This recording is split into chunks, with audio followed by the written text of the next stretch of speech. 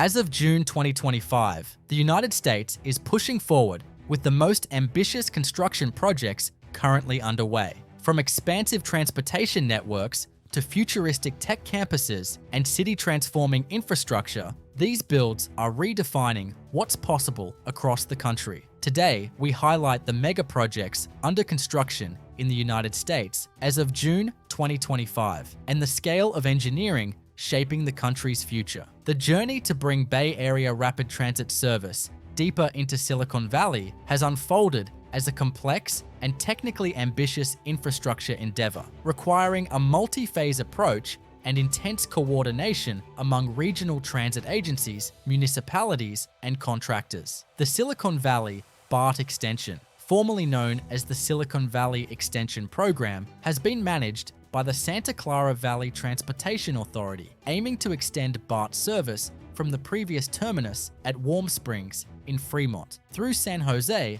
and into Santa Clara. This extension represents not just a geographic expansion of service, but a fundamental integration of regional transit networks. The project began with Phase 1, known as the Berryessa Extension, which added roughly 10 miles of new track and 2 stations, Milpitas and Berryessa/North San Jose.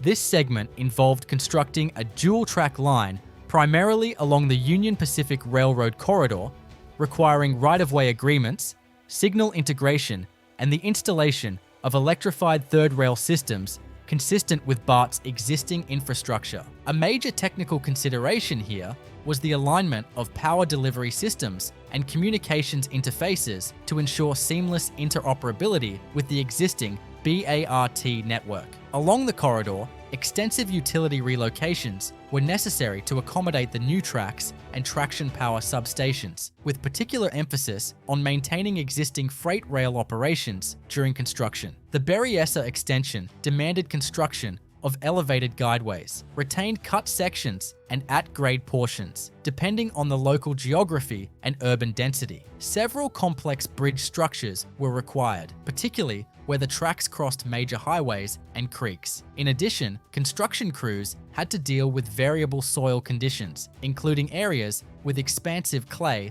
and liquefaction-prone zones, necessitating soil stabilization and deep foundation solutions such as driven piles or drilled shafts for elevated structures. The Milpitas station was integrated with the VTA light rail network, involving the addition of pedestrian bridges and intermodal facilities to encourage multimodal connectivity. Phase 2, currently under construction, represents a far more technically challenging segment, as it includes a 6-mile alignment with approximately 5 miles of underground tunnel construction through the dense urban core of downtown San Jose. This portion utilizes a large diameter tunnel boring machine to construct twin-bore tunnels at depths varying between 30 and 70 feet.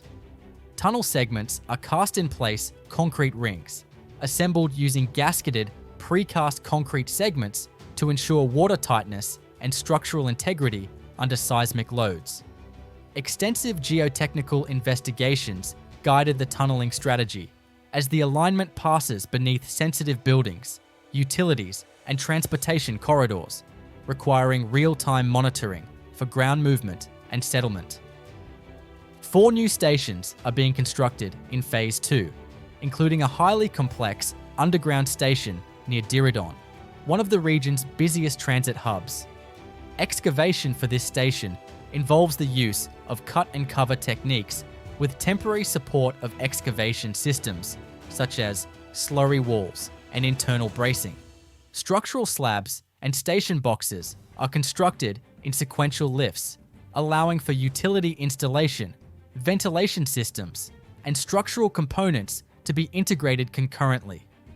Mechanical, electrical, and plumbing systems are also coordinated tightly with architectural finishes to meet both code compliance and operational efficiency for a high-volume transit environment. Beyond the physical infrastructure, integration with BART's existing train control systems, fare collection, and operations protocols adds another layer of complexity. Signal systems, platform screen doors, and communications interfaces must be fully tested and certified before revenue service can commence. Environmental mitigation, community outreach, and utility coordination continue to be pivotal elements as the extension progresses toward full operational status, bringing transformative change to one of the most congested and complex rail networks in North America. The Chicago Region Environmental and Transportation Efficiency Program, widely known as the CREATE program, has evolved into a multifaceted infrastructure modernization initiative focused on enhancing the fluidity and safety of freight and passenger rail movement throughout the greater Chicago area.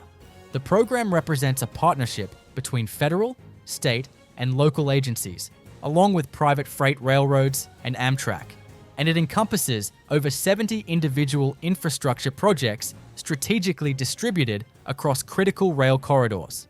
At the core of the CREATE program is the objective to reduce rail congestion, eliminate bottlenecks, and separate freight rail lines from passenger corridors and highway crossings. Historically, Chicago has functioned as the nation's central rail hub, where multiple Class 1 freight railroads intersect. However, this dense web of intersecting lines and shared trackage created severe congestion, with trains often idling for hours waiting for clearance through at-grade junctions. To address this, the CREATE program introduced targeted investments to construct flyovers, grade separations, and signal system upgrades. One of the key technical interventions is the construction of rail-to-rail grade separations, where new flyovers are built to allow one set of tracks to pass over another without conflict. This is especially important at historically congested junctions such as the Englewood flyover, where Metra's Rock Island District line was elevated over a major Norfolk Southern corridor. The engineering behind such a structure involved constructing long approach embankments and steel girder spans supported by concrete piers designed to minimize settlement and accommodate the dynamic loads of frequent passenger service. Track realignment and utility relocation preceded structural work, with additional attention to noise and vibration mitigation due to the project's proximity to residential areas. Another focus of the CREATE program has been highway rail grade separation, where overpasses or underpasses are built to eliminate conflict points between rail traffic and roadway users. These projects involve deep excavation, bridge construction, and often significant stormwater management enhancements, particularly in flood-prone parts of the city. For instance, the design and construction of underpasses require maintaining rail service on temporary shoe-fly tracks, while large cast-in-place concrete box structures are built in stage segments below. Coordination with local utilities, traffic control systems, and pedestrian infrastructure is essential to ensure the area remains accessible and safe during multi-year construction windows. Signal system upgrades under the program have included the installation of modern centralized traffic control and positive train control systems across critical freight corridors. These upgrades involve laying fiber optic communications lines, upgrading interlockings with microprocessor-based systems, and improving dispatch center coordination between railroads. Replacing mechanical signals and antiquated relay systems with computer-controlled signal infrastructure allows for better routing efficiency, train tracking, and emergency responsiveness. Each CREATE project is sequenced to maximize cumulative impact, meaning that individual flyovers or grade separations are prioritized based on how significantly they improve network throughput. The program has also had to account for complex right-of-way negotiations, environmental permitting, and long-term maintenance planning.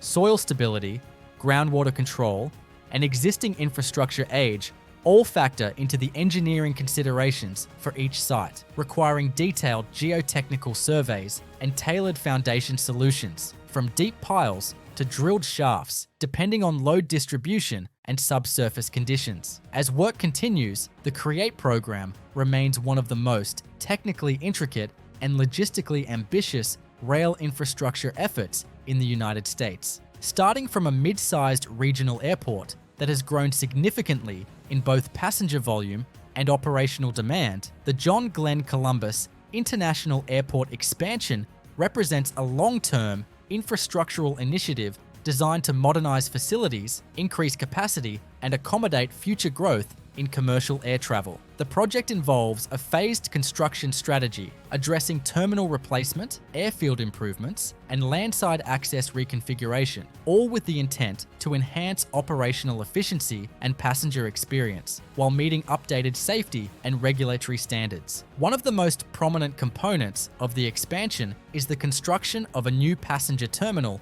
to replace the aging mid-20th century facility. The new terminal is designed to support a larger number of gates with wide-body aircraft accommodation capabilities, improved baggage handling systems, and modern security screening infrastructure. The structure itself is being built with a combination of structural steel and post-tensioned concrete, allowing for wide-open interior spaces and high load-bearing capacities necessary for multi-level concourses. The building envelope includes energy-efficient glazing and advanced mechanical systems to support sustainability objectives such as LEED certification. Airside improvements form another essential layer of the expansion. This includes the reconfiguration and widening of existing taxiways, the addition of new high-speed exit taxiways, and upgrades to runway lighting and navigation aids. One significant engineering focus has been ensuring that the taxiway geometry complies with the latest FAA design standards for aircraft maneuverability, which involves precise grading, surface drainage systems, and pavement reinforcement capable of withstanding the stress of frequent aircraft operations. Asphalt and Portland cement concrete pavement layers are carefully engineered with subsurface drainage to mitigate frost heave and minimize differential settlement. Another critical component is the realignment and expansion of landside access, including the creation of new entrance roadways, improved passenger drop-off zones, and expanded parking facilities. These improvements require extensive excavation, utility relocation, and new stormwater management systems to handle increased runoff from new impervious surfaces. Earthwork activities involve balancing cut and fill volumes to minimize imported material and ensure optimal soil compaction for subgrade preparation. Retaining walls, often constructed using mechanically stabilized earth systems, support grade separations and elevated roadways. The baggage handling system within the new terminal is being overhauled with a focus on automation and security integration. This involves the installation of high-speed conveyor systems, inline explosive detection equipment, and baggage sortation logic coordinated with airline-specific needs. These systems are housed in subfloor mechanical spaces, requiring careful coordination with structural columns, mechanical penetrations, and access points for maintenance. Additionally, the project includes improvements to the utility infrastructure, such as new chilled water systems, redundant electrical feeds, backup power generators, and telecommunications conduits. These utility systems are routed through underground utility corridors that are designed with manholes and access chambers to facilitate long-term maintenance and minimize disruption during future expansion phases. The entire expansion effort is conducted in phases to allow for continuous airport operation, requiring temporary facilities, rerouted passenger flows, and close coordination with airline schedules and FAA airspace management. Construction staging areas, access roads for heavy equipment, and on-site material storage are carefully planned to avoid interference with active aircraft operations and maintain strict safety zones around all airfield areas. Once complete, the expanded John Glenn Columbus International Airport will offer a substantial upgrade in capacity, operational resilience, and passenger amenities, aligning the airport with 21st century aviation demands. Beginning with a strategic imperative to modernize and expand Nevada's electric transmission infrastructure, the GreenLink West Transmission Project serves as a critical component in a broader initiative to connect renewable energy resources across the state and increase grid reliability. This high-voltage transmission line is designed to span hundreds of miles, linking substations in the western and central parts of the state and enabling more effective integration of solar, wind, and geothermal power into the regional power grid. From a construction and engineering standpoint, the Greenlink West project presents substantial challenges and requires highly specialized execution techniques tailored to long-distance, high-voltage line development. The transmission line itself is being constructed as a 525 kilovolt alternating current system supported by a combination of lattice steel towers and tubular steel monopoles, depending on the terrain and land use considerations. Site preparation begins with geotechnical surveys to assess soil stability, potential fault lines, and corrosivity along the proposed alignment. These investigations inform the foundation designs, which may range from spread footings in stable soils to deep caisson foundations in areas with loose or unstable ground conditions. Access roads are often built or improved along the corridor to enable transport of heavy equipment and construction materials to remote tower sites. Each tower structure requires precise siting and leveling, often involving grading work, drilling, or blasting in rocky terrain. The towers are typically assembled on-site from prefabricated steel components and erected using large mobile cranes, or, in particularly rugged or inaccessible areas, helicopters.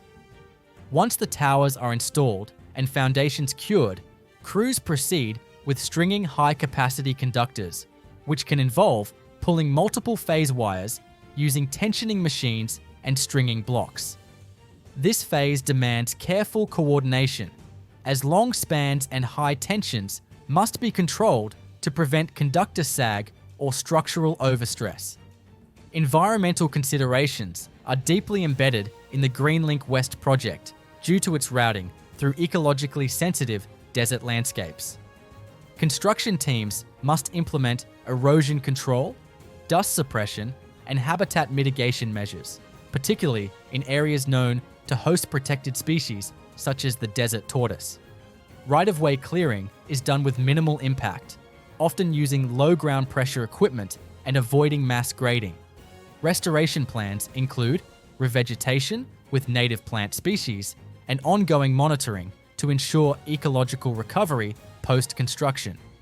Substation construction at terminal points of the transmission line, such as at substations near Reno and Las Vegas, involves the installation of high-voltage breakers, transformers, and switchgear designed to manage the increased electrical load and operational voltage. These substations are equipped with protective relay systems, SCADA interfaces, and redundant safety measures to ensure system integrity during faults or load shifts. The grounding grids for these substations are carefully engineered using deep-driven rods and copper conductors to dissipate fault currents safely into the earth. The integration of the Greenlink West line into the broader power network also includes upgrades to existing infrastructure and new connections to renewable generation facilities. Synchronization of voltage, phase balancing, and harmonic filtering are part of the electrical commissioning process, along with high voltage testing to confirm insulation performance and system continuity. As a transmission corridor that spans deserts, mountains, and multiple jurisdictions, the Greenlink West project stands as a major undertaking in terms of logistics, engineering precision, and environmental stewardship, all executed to reinforce Nevada's transition to a more resilient, renewable-powered electric grid. In tackling one of the most notorious bottlenecks in the northeastern United States rail corridor, the Portal Bridge replacement in New Jersey represents a critical infrastructure upgrade aimed at resolving decades-long reliability issues associated with the existing bridge. The original Portal Bridge, constructed in the early 20th century, is a swing bridge that crosses the Hackensack River and has long been a source of operational delays due to its outdated mechanical systems and limited clearances. The replacement project involves building a modern, fixed-span bridge that supports increased train speeds, higher capacity, and uninterrupted rail service. The new bridge is designed as a high-level, two-track fixed structure that eliminates the need for opening and closing mechanisms. This shift from a movable span to a fixed span addresses one of the major operational constraints of the original bridge, which required openings for marine traffic and was prone to mechanical failure during its locking and unlocking sequences. The replacement structure is being constructed on a new alignment just south of the existing bridge, allowing the existing rail traffic to remain active during the majority of construction. Construction begins with foundational work in a complex tidal and marshland environment, requiring the installation of deep foundations such as drilled shafts or driven piles capable of supporting the substantial weight of the bridge superstructure and the dynamic loads from constant train traffic. Temporary trestles and cofferdams are erected to facilitate access and protect work zones from tidal fluctuations. Engineers must contend with geotechnical challenges such as soft alluvial soils and high groundwater levels, necessitating preloading and ground improvement techniques to ensure long-term settlement control. The bridge superstructure itself consists of steel girder spans with reinforced concrete decks designed for high-speed rail compatibility and enhanced durability. The steel girders are fabricated off-site and transported in segments, where they are lifted into place using large-capacity cranes staged on temporary work platforms or barges, depending on site access constraints. Each segment is carefully aligned and connected using field-welded splices or bolted connections, followed by deck placement, which involves reinforced concrete pours over stay-in-place forms and integrated utility conduits. Electrical and signal infrastructure are upgraded in tandem with the structural work. Catenary poles and overhead contact systems are installed on the new bridge to ensure seamless power delivery for electric trains.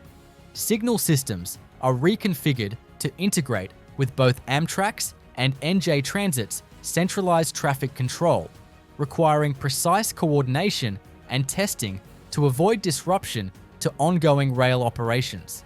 Control systems are modernized to include real-time diagnostics and redundancy to enhance reliability.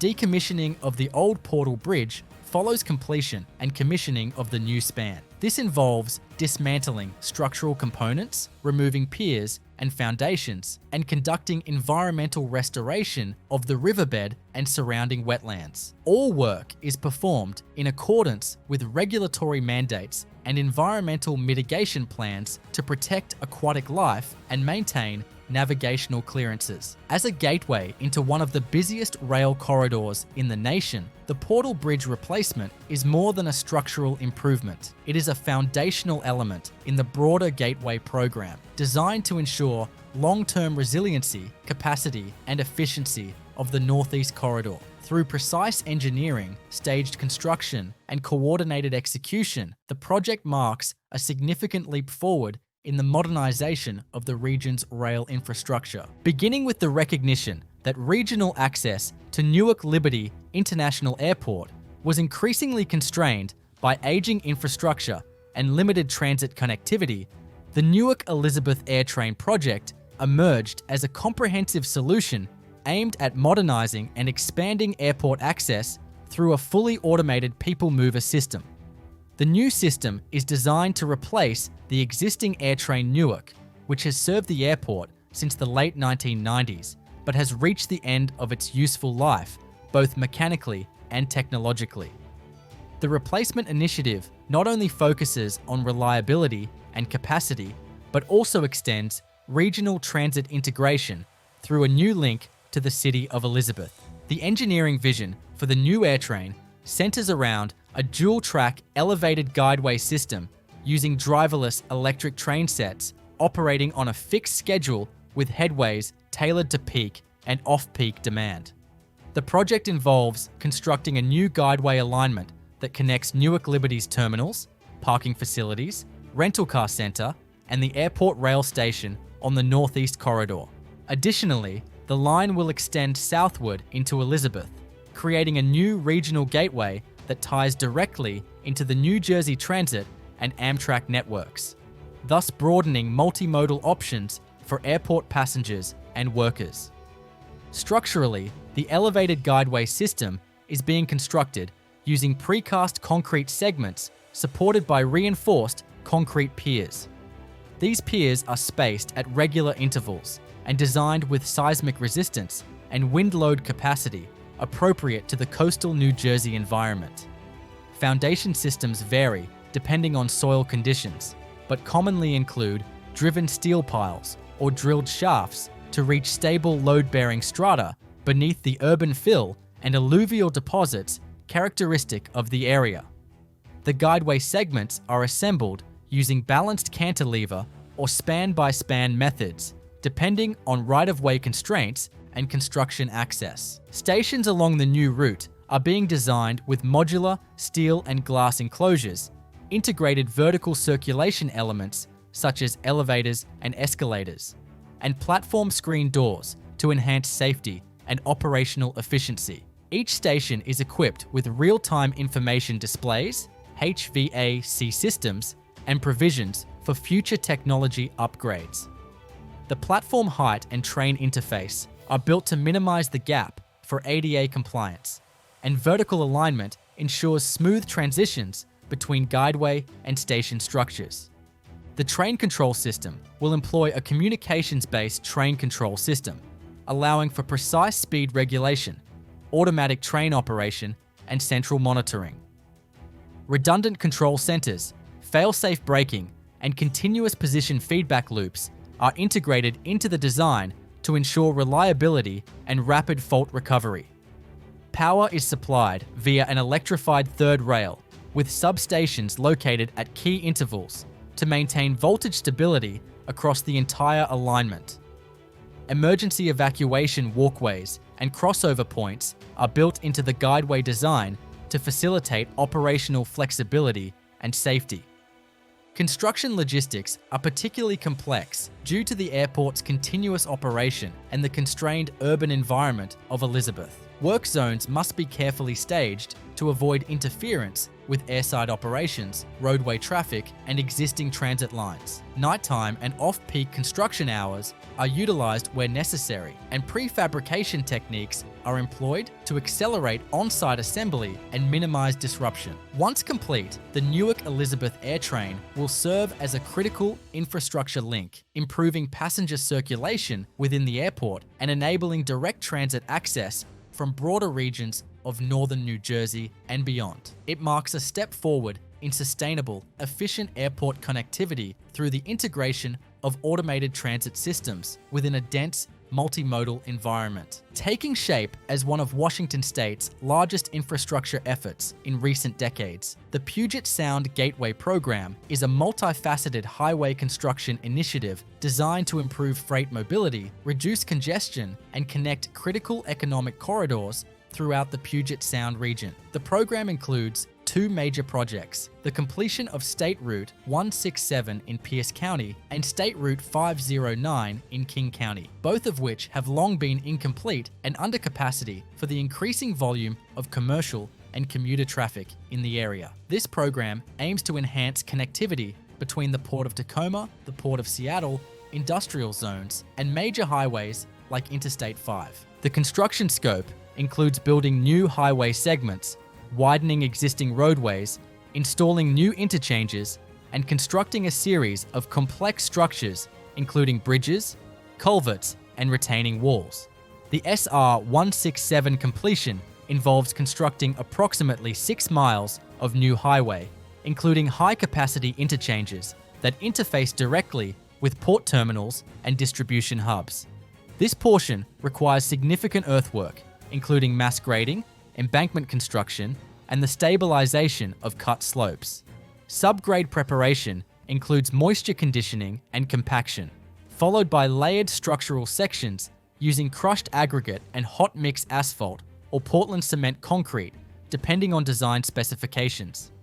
In addition to horizontal alignment, vertical clearance is a major design consideration, especially where new bridges pass over active rail corridors or connect with elevated urban interchanges. Girder bridges utilizing precast, pre-stressed concrete eye girders are commonly used due to their efficiency in rapid construction and their ability to span long distances with minimal support piers. abutments, and piers are constructed with cast-in-place reinforced concrete, with deep foundations such as drilled shafts or driven piles to reach stable bearing strata and resist seismic loads in this geologically active region.